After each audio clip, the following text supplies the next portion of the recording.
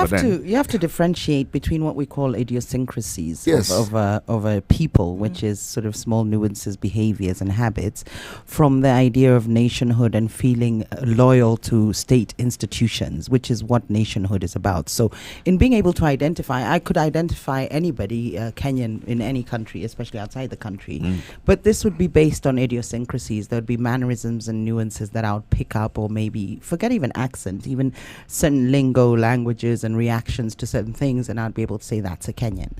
But that is not a direct correlation, or it's not a reflection in any way, shape, or form of the state of our nationhood.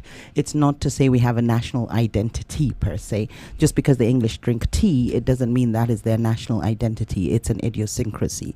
Their national identity would then come with things like Big Ben, or so there's also symbolism and iconography, imagery that sort of brings up, or I think they've identified high tea as one of their identities, actually. yeah.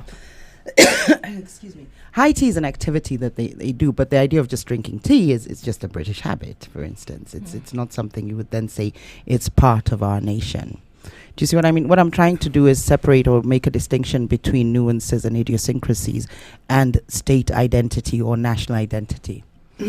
Having said that, at the same time, if, for example, you just like you talked about the American and their rights and the way in which they say things, if the minute they open their mouth, you would be able to tell. And it's something that they all kind of do. It's something that it's like an unagreed, unspoken convention that they all kind of know this is the kind of thing that we're talking.